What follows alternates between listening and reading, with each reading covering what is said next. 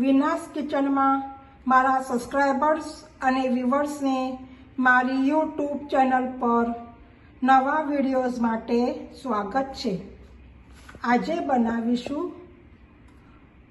Jelly candy, જે કિડ્સને ભાવતી recipe છે। આપ સૌને પણ બાળપણની યાદ આવી ગયું હશે, તો ચાલો ગેસની ફ્લેમ પાસે। હવે ગેસની ફ્લેમ ઉપર પેન મૂકીશું। હવે ગેસની ફ્લેમ ચાલુ કરીશું।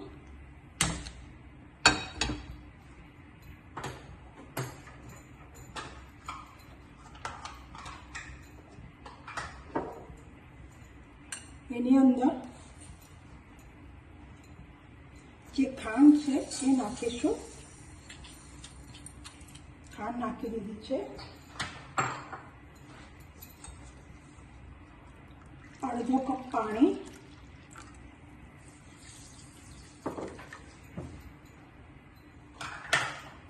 હવે એને બરાબર મેલ્ટ કરી લઈશું। ખાંડને અને જે પાણી છે એને મેલ્ટ કરી લઈશું અને એની અંદર લીંબુનો રસ નાખવાનો છે।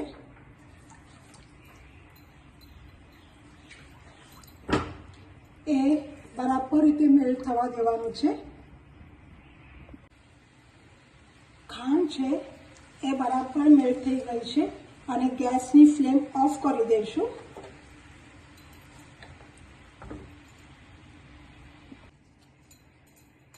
હવે જે આ કોર્નફ્લોર લીધું છે એની અંદર પાણી નાખીને એને બરાબર મિક્સ કરીશું। આની અંદર 1 કપ પાણી નાખવાનું છે।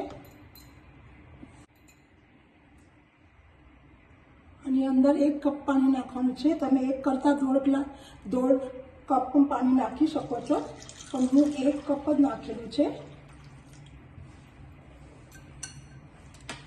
હવે એને બરાબર હલાવી લઈશું। હવે આ છે એ નાખીશું।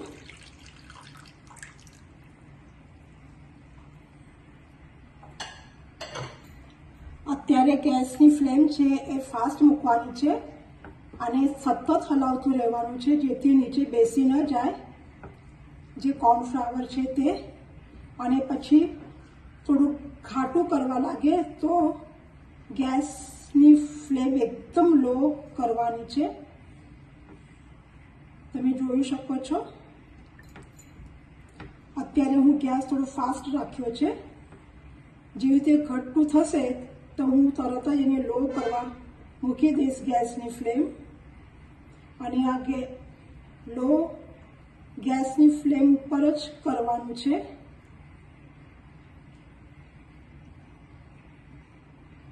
આ ખાવામાં બહુ મસ્ત લાગે છે, બાળકોને પણ બહુ જ ગમશે।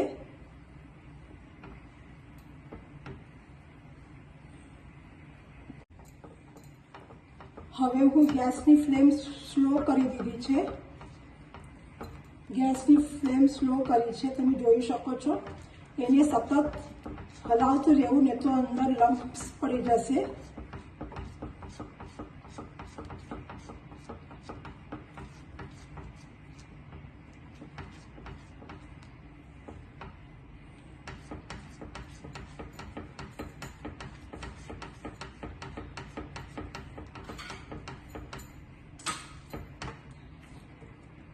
તમે જોઈ શકો છો આ હલાવતું રહેવું બહુ જરૂરી છે। જો તમને આ રેસીપી ગમશે તો તમે લાઈક, શેર, સબસ્ક્રાઈબ અને બેલ આઇકોનને દબાવો, જેથી નવા વિડીયોઝ તમારા સુધી પહોંચી જશે। તમે જોઈ શકો છો એકદમ સ્લો ગેસ મૂકેલો છે અને મારું બેટર તૈયાર થઈ રહ્યું છે, એકદમ કાચ જેવું। અને હવે આની અંદર થોડુંક આપણે ઘી નાખીશું। આના માટે મને 1 ટેબલ સ્પૂન ઘી જોઈશે। હું એ ઘી છે એ થોડુંક નાખીને હલાવતી રહીશ, એકી સાથે રાખવાનું નથી। એકી સાથે ઘી નાખવાનું નથી, આપણે 1 ટેબલ સ્પૂન ઘી છે એ લાસ્ટ સુધી યુઝ કરવાનું છે.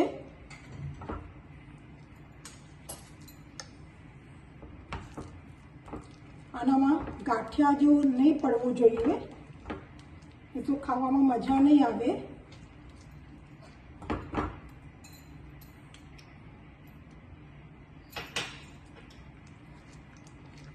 ઘીથી સ્વાદ બહુ મસ્ત લાગે છે.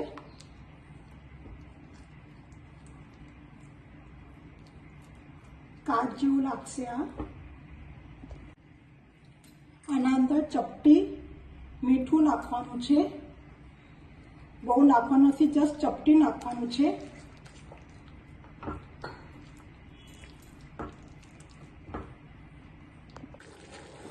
ગેસની ફ્લેમ થોડીક મીડિયમ રાખી છે અને થોડું કપડું ઘટ્ટ થવા પણ લાગ્યું છે. પેન છોડવા લાગ્યું છે. હજુ ઘટ્ટ થવા દેવાનું છે એને. તમે જોઈ શકો છો પેન છોડે છે. હવે હજુ ઘટ્ટ થશે એટલે એની અંદર ફૂડ કલર નાખીશું. હવે આની અંદર હું ફૂડ કલર નાખું છું.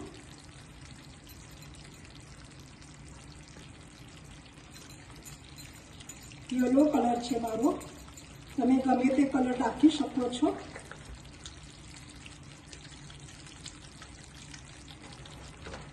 જેટલું તમે દાળ જોઈતું હશે એટલું તમે દાળ નાખી શકો છો આના અંદર. હું 5 થી 6 ડ્રોપ્સ આના અંદર નાખેલા છે. હું આ જે જેલી છે એ હું રેડ નહીં પણ યલો કલરની બનાવીશું. તમે જોઈ શકો છો આપણું પેન છોડી રહ્યું છે. હજુ એને થોડું ઘટ્ટ થવા દઈશું અને પછી એક કાચની બાઉલમાં અથવા ગમે તે એક બાઉલમાં તમે એને કાઢી લઈશું. તમે જોઈ શકો છો કેટલું ટ્રાન્સપરન્ટ થઈ ગયું છે. એકદમ ટ્રાન્સપરન્ટ થઈ ગયું છે. તમે જોઈ શકો છો એકદમ ટ્રાન્સપરન્ટ થઈ ગયું છે. હવે આ સ્ટેજ ઉપર 2 મિનિટ પછી ગેસની ફ્લેમ બંધ કરીશું. આપણું આ પેન છોડી રહ્યું છે. જોઈ શકો છો તમે. હવે આવી આ જે છે જે આ કાચની બાઉલ છે એની અંદર હું એને ગ્રીસ કરી દઈશ ઘીથી અને અંદર પોર કરી દઈશું. હવે ગેસની ફ્લેમ બંધ કરવાની છે. આપણો લગભગ થઈ ગયો છે. તમે જોઈ શકો છો ટ્રાન્સપરન્ટ પણ થઈ ગયો છે. આના માટે મને 1 ટેબલ સ્પૂન ઘી લાગેલું છે જે તમારી સામે હું નાખતી હતી.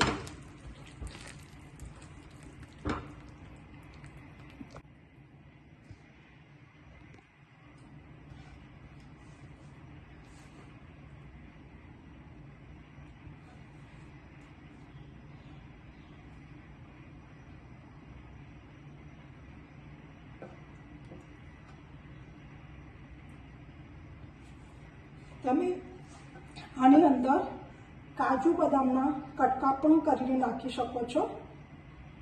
હું ઉપરથી એને ગાર્નિશિંગ કરીશ પણ તમે અંદર નાખી શકો છો.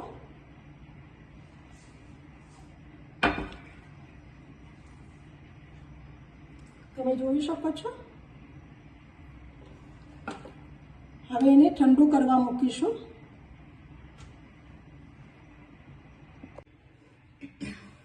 હવે જેલી ઠંડી થઈને સેટ થઈ ગઈ છે. હવે એને આપણે બહાર કાઢીશું. એના માટે એક ડીશ લઈશું. આ ડીશની અંદર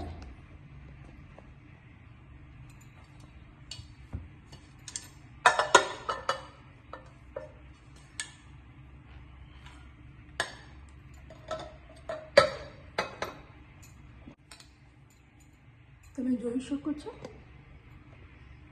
હવે એને કાપા પાડીશું.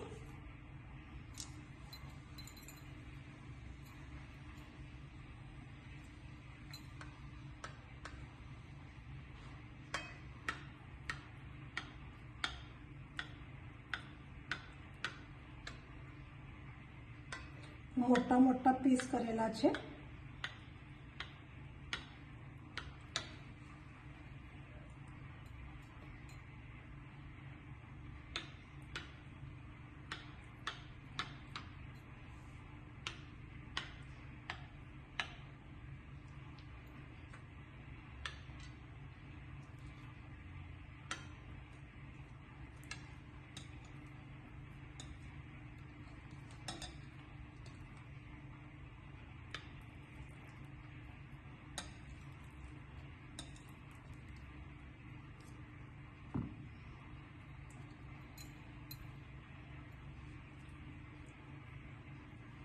હવે આને કોકોનટ પાવડરમાં કોટિંગ કરી લઈશું.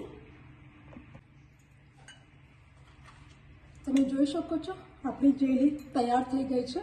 હું કોકોનટ પાવડરની અંદર એને કોટ કરી લીધી છે.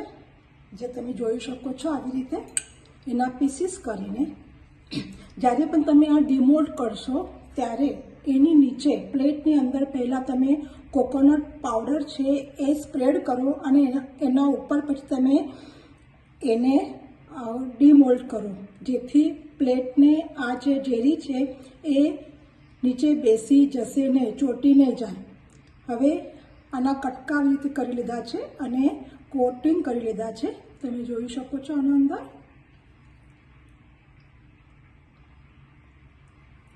આવી રીતે હું બધી જ કરી લીધી છે કોટિંગ. તમે ચોક્કસ આ એક વખત ટ્રાય કરો, બાળકોને બધાને જ બહુ ભાવશે.